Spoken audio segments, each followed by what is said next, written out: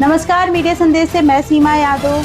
राजीव निगम एक प्रसिद्ध भारतीय स्टैंड अप कॉमेडियन, अभिनेता और लेखक हैं जो विशेष रूप से अपने राजनीतिक और सामाजिक व्यंग्य के लिए जाने जाते हैं।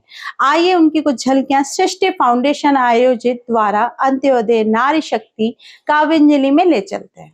राजीव निगम जी से कि वे मंच पे पधारे और अपनी काव्य धारा से हमें सराबोर करें। इनके परिचय में मैं कहना चाहूँगी कि लाफ्टर चैलेंज के टीवी पे जो प्रसिद्ध लाफ्टर चैलेंज आता है, ये उसके विजेता हैं। सोनी चैनल पे फ्रिक्वेंटली आते रहते हैं। हास्य के बड़े नाम, अंतर्राष्ट्रीय स्तर के कवि। इनके स्वागत में मैं 2 पंक्तियाँ कहना चाहूँगी कि हर आदमी में होते हैं 10-20 आदमी, हर आदमी में होते हैं 10-20 आदमी, जिसको भी देखना हो कई बार देखना।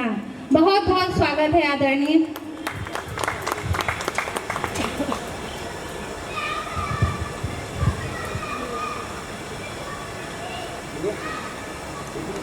मंच को प्रणाम करता हूं और हमारे जितने भी साथी कविगण हैं और यहाँ पर उपस्थित सभी लोगों को प्रणाम करता हूं।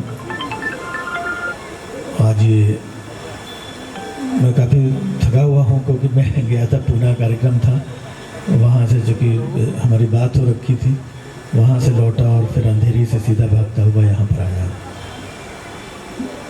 बहुत अच्छा लग रहा है क्योंकि अक्सर हम जब कवि सम्मेलनों में देखते हैं तो बातें तो बहुत सारी होती हैं। कई कवियों को हम देखते हैं कि वो इस तरीके से कि आइए माँ सरस्वती को प्रणाम करता हूँ, और जो आज के हालात हैं, आज की जो नारी है, थोड़ा वैसे चिल्ला विला करके बात करते हैं। तो जब माहौल देखता हूँ तो एक कवि का हृदय द्रवित हो जाता है और कवि तब लिखनी उठाता है और लिखने को मजबूर हो जाता है और लिखता है कि जब तक मैं घर न जाऊं रात को तब तक मेरी पत्नी खाना नहीं खाती है।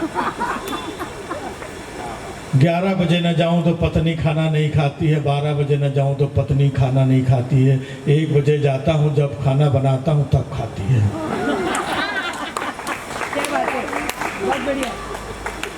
अब ये मैं अपनी बात नहीं बता रहा, ये उन कवियों की बात बता रहा हूँ जो कहते हैं नारी शक्ति को प्रणाम करता हूँ, ये करता हूँ, उसके बाद में फिर माँ सरस्वती की कृपा से 4 पंक्तियाँ। इसमें कहाँ माँ सरस्वती की कृपा है? हा? ये तो जोक चुटकुला हम बहुत दिनों से सुनते चले आ रहे हैं, लेकिन आज के इस कार्यक्रम में मुझे अच्छा ये लगा कि जितनी कविताएं मैंने अभी तक सुनी सब बड़ी मौलिक थी, मैंने पहली बार सुनी और विषय पे थी। कई बार क्या होता है कि हम विषय भ्रमित हो जाते हैं। तो चूंकि आज महिला शक्ति को नमन करने के लिए ये मंच सजाया गया है, तो वैसे मैं विशुद्ध हास्य का कलाकार हूँ। मैं तरह तरह की टीका टिप्पणियाँ, मिमिक्री, परफॉर्मेंस ऐसे हंसाता हूँ। बहुत सारे लोगों ने मुझे टेलीविज़न के बहुत सारे शोज़ में देखा होगा, लेकिन नारी शक्ति को प्रणाम करना चाहिए। मुझे थोड़ा देर इसलिए भी हो गया क्योंकि मैं पुणे से घर गया प्रणाम करके, तब फिर यहाँ पर आया। इसमें हंसने की कोई बात नहीं है। मेरी माँ कह रही थी घर में, माता जी को प्रणाम करने गया था, लेकिन लोगों ने कैसे हंस दिया, इन लोगों ने कुछ और ही सोच लिया, तो ऐसा कंफ्यूजन रहता है। लेकिन जब माता जी को प्रणाम किया तो अपने का नारी शक्ति ये भी है, तो उनको भी प्रणाम करके आया मैं। और उनको प्रणाम हमेशा करते रहना भी चाहिए। मैं तो अपने साथियों को भी कहता हूँ कि सब लोग सुबह जब दफ्तर निकलो तो उस मातृशक्ति को प्रणाम करके निकलो, घर में एंट्री करो तो उस मातृशक्ति को प्रणाम करो आ करके। इससे आपका जीवन बड़ा सुखी रहता है। और आजकल तो मोबाइल का दौर है, मोबाइल ने हमारी दुनिया बहुत बदल दी है। मोबाइल ने एक तरीके से देखा जाए जो बात करने के लिए सहूलियत और एक अच्छाई के लिए था, आज ये इसने जीना मुश्किल कर दिया है। मोबाइल ने, सबके पास मोबाइल है। पहले घर में एक लैंडलाइन होता था, उसी से सबका काम हो जाता था, पड़ोसियों का भी काम हो जाता था कि फलाने के यहाँ नंबर है, दे देते थे, काम हो जाता था। आजकल एक घर में जितने मेंबर हैं सबके पास अलग अलग मोबाइल, उसमें से कई लोगों के पास 2-2 नंबर भी है, क्योंकि आजकल जो मोबाइल आ रहे हैं वो डबल सिम कार्ड के आ रहे हैं और लोगों को नाम सेव करने में बड़ी दिक्कत होती है उसमें। खास तौर से मतलब अगर पत्नियों को देखा जाए, हस्बैंड के पास 2 सिम कार्ड हो तो उनको मेंशन करना कितना मुश्किल होता है, नाम लिखना, हस्बैंड 1, हस्बैंड 2।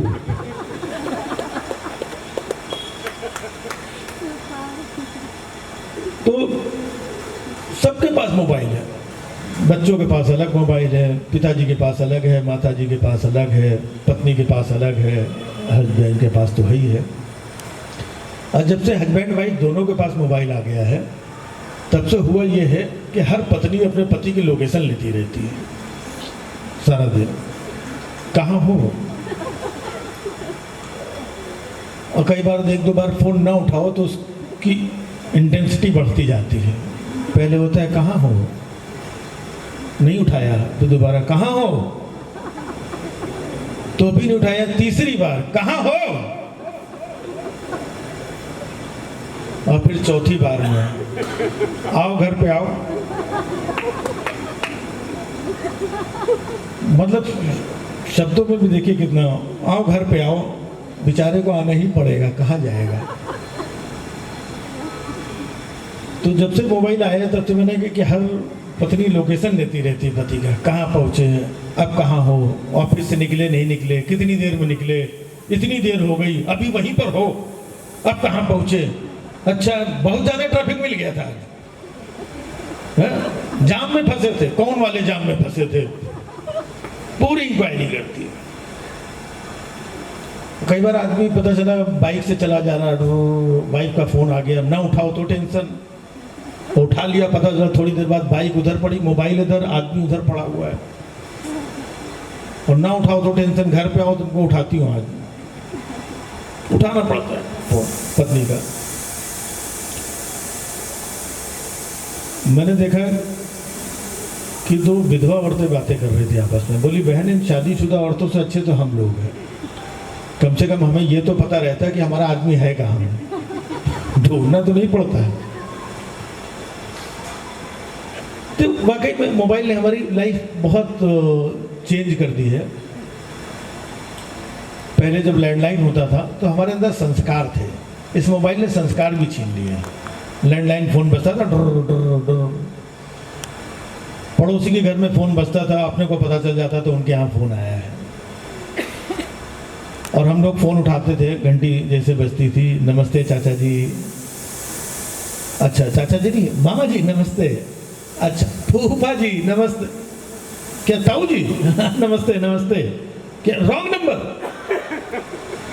मतलब 4 लोगों को नमस्ते करने के बाद पता चलता था रॉन्ग नंबर, फिर भी हम लोग नमस्ते करते थे। आजकल तो सबका नाम फीड है मोबाइल में, नमस्ते, दुआ, सलाम, हाय हेलो खत्म, हाँ बोल, सीधे नाम दे, हाँ बोल। अच्छा, इस जो नई पीढ़ी है, इस पीढ़ी ने इस का ज़्यादा फायदा उठाया है, जो युवा पीढ़ी है। पहले हम लोगों को मोहल्ले पड़ोस में किसी लड़की से बात करना हो, जरा सा हेलो नमस्ते करना हो, उसमें सालों निकल जाते थे, तो नमस्ते ही कर लें। इधर से निकले आप तो नमस्ते करेंगे नहीं, अंकल जी खड़े, निकल गए। फिर उधर से आप तो करेंगे नहीं, आंटी जी खड़ी, निकल गए। अब कह रहे नहीं कोई देख ना ले, नमस्ते करने में इतना डर लगा रहता तो सालों निकल जाते थे। लेकिन आज तो मोबाइल है, किसी लड़की के नंबर पा जाते हैं लड़के लोग, तो ऐसा कोड वर्ड में फीड कर ले तो किसी बाप भी पता ना लगा पाए कि उसमें है क्या। लोग इतना तिजोरी में ताला चाबी नहीं लगाते हैं जितना आजकल लोग मोबाइल में ताला चाबी लगाते हैं। मतलब देखो कितने लॉक, ये पैटर्न वाला लॉक किया, फिर फिगर वाला 3 2 5 2 7 ये कर दिया, फिर आई वाला, फिर ये थंब वाला, अर्जेंट में फ़ोन आ जाए, खुल ही नहीं रहा है, कौन सा डाला था यार। खुद ही भूल जाते हैं कितनी बार। मेरे घर में आकर के पूछती नहीं वो क्या क्या क्या डाला था, इसमें क्या था, हमने तुमने डाला था, तुम देखो इसमें ऐसा कौन था जो इतना ताला चाबी, तिजोरी में ताला चाबी नहीं लगाते, उसमें इतने ताला चाबी। और नए नए बच्चों को क्या है, किसी का नंबर मिल गया, कोड वर्ड फिट कर लिया, फिर इसके बाद लगे रहते हैं अच्छा बात भी कोड वर्ड में करते हैं। बगल में खड़े रहो, पता नहीं चलेगा किससे बात कर रहे हैं। पूछो किसका फोन, नहीं वो टीचर का फोन है। नहीं मम्मी गई। हाँ बोलो, कोड वर्ड में लगे रहते। अच्छा जमाना बदल रहा है। पहले जब लोगों को प्यार मोहब्बत इश्क होता था, तब प्यार मोहब्बत में लोग दीवाने होते थे, फना होते थे, पगला जाते थे। आजकल प्यार मोहब्बत होती लोग तुतला जाते हैं, तोतले हो जाते हैं। मेरा छोना बाबू, मेरा लाजा बेटा, मेरा पता नहीं क्या क्या बोलने लगे, मेरा। अच्छा लोगों को एक्साइटमेंट भी होता है लड़कियों को कि पता नहीं मेरे बॉयफ्रेंड ने या हस्बैंड ने या जो भी है इसने किस नाम से मुझे फीड किया है। एक बार लड़की को मोबाइल मिल गया, उसने निकाला कि मैं चेक करूं किस नाम से फीड किया है। लड़की अपना नाम देख के बेहोश हो गई। उसमें लिखा था जुगाड़ नंबर 5।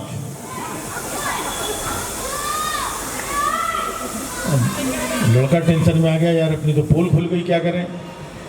तो उसने बोला एक दिन मैं भी इसका मोबाइल निकालूं, मैं भी चेक करूं इसने किस नाम से फीड किया है। लड़का अपना नाम देख के कॉमा में चला गया। उसमें लिखा था मोबाइल रिचार्ज कराने वाले भैया। करा रही रिचार्ज, अपने चल रहा है।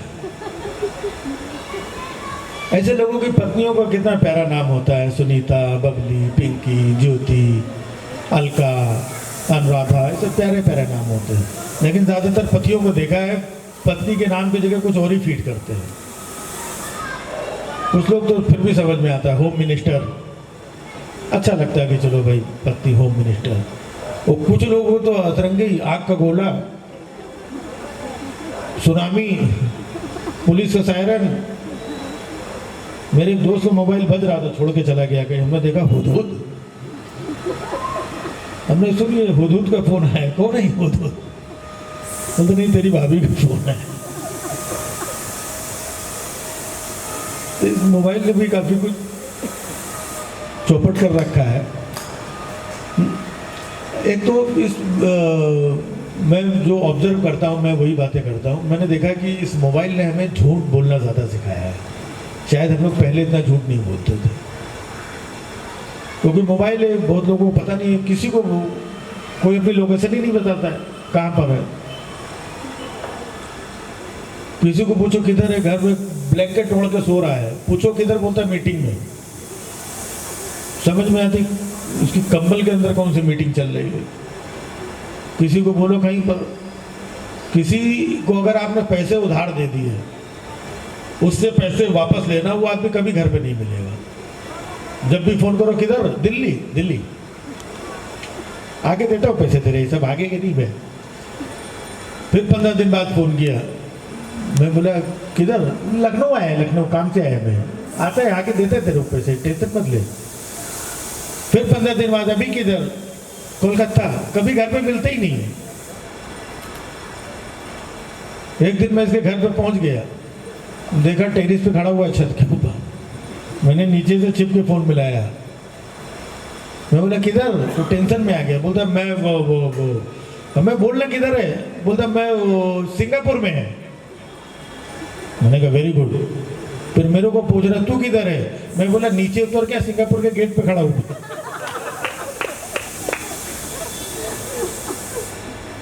बहुत मतलब झूठ झूठ बोलना सिखा दिया है। अच्छा आजकल आपके पास काम हो या नहीं हो, उसको एक मोबाइल दे दो, उसका सारा काम हो जाएगा। मोबाइल में पूजा पाठ हो जाती है, मोबाइल में नाश्ता हो जाता है, मोबाइल में बात हो जाती है, मोबाइल में बिजनेस हो जाता है, मोबाइल में काम हो जाता है, मोबाइल में एंटरटेनमेंट हो जाता है। मतलब सारा काम सब कुछ मोबाइल में हो जाता है। मतलब आदमी सुबह उठता है, अगर उसके पास कोई काम नहीं, खाली मोबाइल दे दो तो पता चला इधर वो आधे घंटे व्हाट्सअप से इधर का निकल के गया, इंस्टाग्राम में 1.5 घंटे, इसके बाद आधे घंटे फेसबुक से ट्विटर पे गया, ट्विटर से यूट्यूब से फेसबुक के ऊपर, पता चला दोपहर के 2 बज गए। बोलता भूख लगाई, लंच टाइम। घर पे बैठे बैठे मोबाइल से इधर से उधर करते करते उसका काम दोपहर। अच्छा, मोबाइल की खास बात और देखिए कि जैसे आजकल एक यूनिवर्सिटी जिसका नाम बड़ा पॉपुलर है, व्हाट्सएप यूनिवर्सिटी,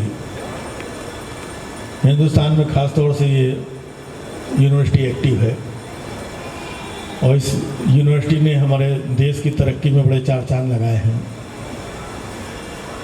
क्योंकि एक मैसेज आता है, कहाँ से आता है, किसका आता है, कौन भेजता है, पता नहीं, और हमको लगता अच्छा ये हुआ, फटाक से 10 लोगों को फॉरवर्ड किया, सुन भाई देख देश में क्या चल रहा है, तू भी भेज।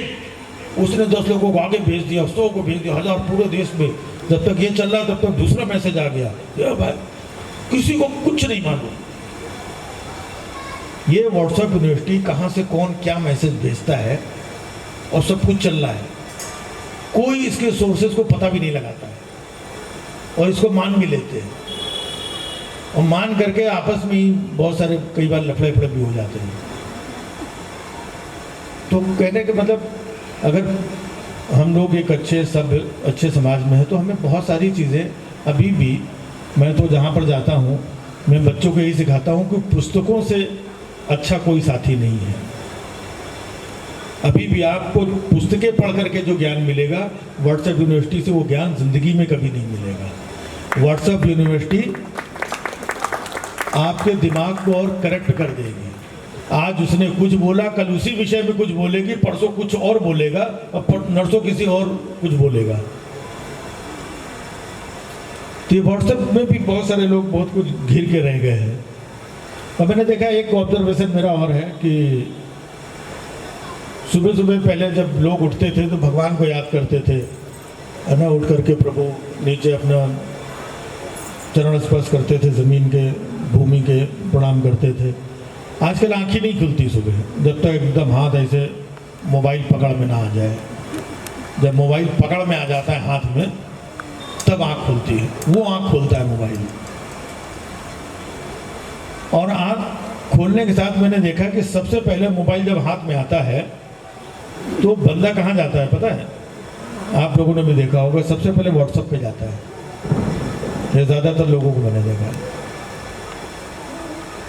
आँख खुली, मोबाइल हाथ में आया, हाथ में आते ही व्हाट्सएप, और जैसे ही आप व्हाट्सएप खोलते हैं तो सुबह सुबह 10, 20, 25 लोग आपको गुड मॉर्निंग, सुप्रभात, गुड मॉर्निंग, ये चाय की पत्ती, ये प्याला, ये फूल, ये पत्ती, पूरा नाश्ता वास्ता करा देते हैं आपको उठने के पहले व्हाट्सएप पे। इतने लोग good morning good morning good morning कर चुके होते हैं आपको उठने के पहले। मतलब सोचिए आपकी कितनी चिंता है लोगों को। गुड मॉर्निंग का मैसेज, गुड मॉर्निंग के बाद मैंने देखा गुड नाइट का भी मैसेज आता है। कुछ लोगों की ड्यूटी बना रखी है कि गुड नाइट का मैसेज भेजना है। कई बार तो बंदा सो चुका है रात में 11 बजे, ये मोबाइल में भेजता है good night, mobile good night, अबे सो ही तो रहा था, अरे जगह जगह की गुड नाइट बोल रहे हैं। और कुछ लोग ऐसे हैं तो शाम को 8 बजे ही गुड नाइट का मैसेज डाल देते हैं। उनको लगता है मैंने अपना काम कर दिया है, अपना फर्ज निभा दिया, अब तेरे को सोना है तो सो, वरना भाड़ में जाएगा। अच्छा, जो लोग ये शाम को 8 बजे करीब मैसेज भेज देते हैं उनसे मुझे बड़ी दिक्कत होती है, टेंशन होता है। कई बार मैं सोचने लगता हूँ ये शाम को 8 बजे इतनी जल्दी मुझे क्यों सुलाना चाहता है, इसको मुझसे क्या टेंशन है, ये मुझे सुला के कहाँ जाएगा। ये व्हाट्सएप में गुड नाइट, गुड मॉर्निंग, इससे भी पेट नहीं भरता है तो लोग हैप्पी मंडे, हैप्पी ट्यूसडे, मतलब पूरे हफ्ते भर का ठेका ले रखा है। हैप्पी मंडे, सुबह सुबह आदमी की नींद पूरी नहीं हुई है, ऑफिस भाग रहा है, बाथरूम में कोई दूसरा घुसा हुआ, जुराब मिल नहीं रही है, कंप्यूटर इधर पड़ा हुआ, बीवी ने चाय बनाई नहीं है, ऑफिस से बॉस का फोन आ रहा है और जल्दी हो रहा है, लेट हो रहा है।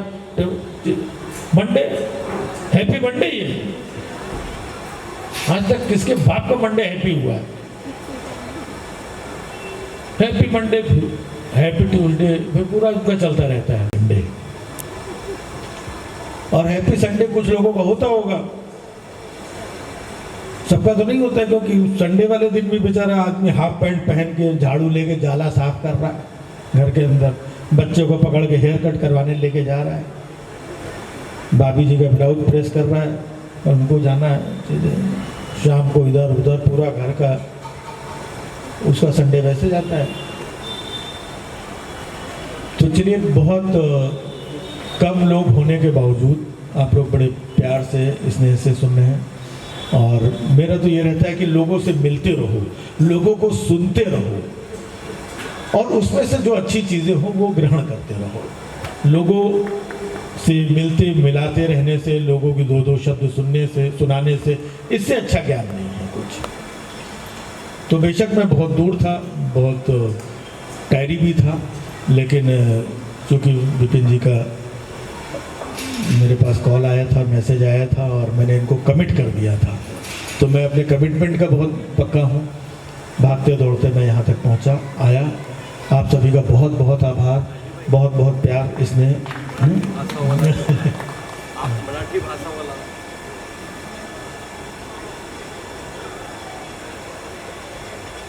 सुनाने को तो मैं 2 घंटे का सोलो शो करता हूँ, 2 से 2.5 घंटे का। हाँ, तो फिर मैंने बोला, तो यहाँ के कुछ हालातों पे भी कई बार मैं करता हूँ, तो मैं एक बार अपना परिचय दे दूँ कि मेरा नाम राजीव निगम है, मैं यूपी का रहने वाला हूँ, उत्तर प्रदेश का हूँ मैं। और कुछ लोग बम्बई आते हैं, मैं भाग आया था, है ना, क्योंकि तब जब मैं आया था तब भागने की बड़ी प्रचलन थी, चलन थी। और भागा भी क्यों, उसके पीछे एक कहानी है। क्योंकि हमारे यहाँ मतलब स्कूल में जाओ तो मास्टर साहब बोलते थे, पहाड़ा सुनाओ। कितने का? 19 का। तब ये लगता था कि मास्टर साहब जान मांग ले, 19 का पहाड़ा न सुनेगा।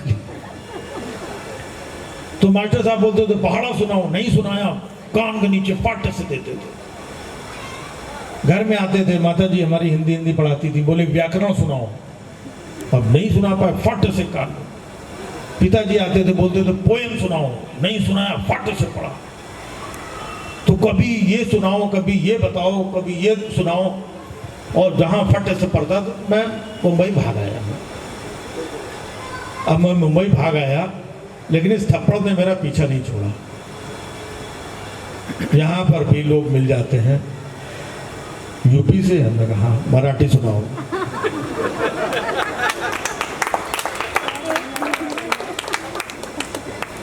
तो कोई मुझसे पूछता है भैया मराठी आती है, तो मैं कुछ बोलते ही नहीं हूँ, सीधे गाल आगे कर देता हूँ। बोल के क्या फायदा, मैं डायरेक्ट समझ ले, और गाल आगे करके इसके बाद वीडियो भी बना लेता हूँ अपना खुद का। आप नहीं भी बनाओगे चलेगा, हाँ मैं खुद बना लेता हूँ। और वीडियो इसलिए बना लेता हूँ, जब कोई बोलता है कि वीडियो बना करके अगले चौराहे पे या अगले दिन कोई मिले दोबारा और पूछे कि मराठी आती क्या, तो उसको दिखा सकूं भाई देख मेरा कार्यक्रम हो चुका है।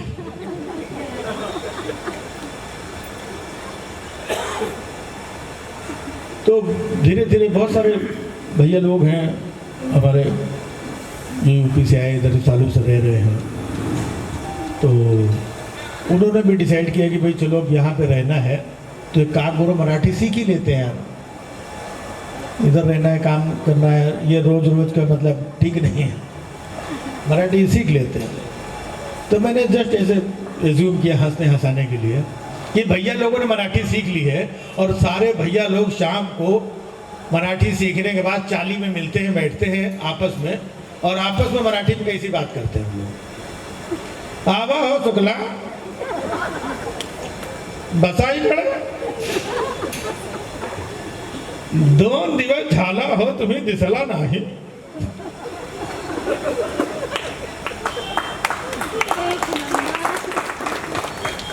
काल कुठे गेला होता? हा? काल कुठे गेला होता? काल रुग्णालयाला गेला होता. रुग्णालय कशाला गेला होता? असा गेला होता, काल माझे पोट मध्ये चोट लागली होती. गुप्ता, चोट कसा लागली हो? चोट असा लागली, हम बस में पुढे से चढ़े, कौनो पार्टी मागे धक्का मारला, मी खाली पडला. हो तसं. काल तुमची आई हमारे घरे आई. तो चलिए, आप लोग हंसते रहें, मुस्कुराते रहें और खुश रहें. बजा सकते हैं तालियां. और जब भी मौका मिले, 4 लोगों को 10 लोगों के बीच में, कई बार मौका नहीं होता, हम व्यस्त हैं, कोई बात नहीं, समय होता है, एक दूसरे से सीखते रहें और सिखाते रहें, कुछ ज्ञान अर्जित करते रहें, कुछ बुजुर्गों का, माताओं का आशीर्वाद लेते रहें. तो इन्हीं सारी चीज़ों से हमारी ज़िंदगी बड़ी सुगम होती है. तो और ज़्यादा मैं क्या कहूँ, और भी हमारे कुछ साथी कवि और भी हैं, तो ये कवि सम्मेलन चलेगा. और इसी के साथ मैं आपसे अभी इजाज़त दूंगा. आप लोगों को बहुत बहुत शुक्रिया, बहुत बहुत धन्यवाद. Thank you. राजू भाई बैठिए, एक स्मृति चिन्ह आपको देना है.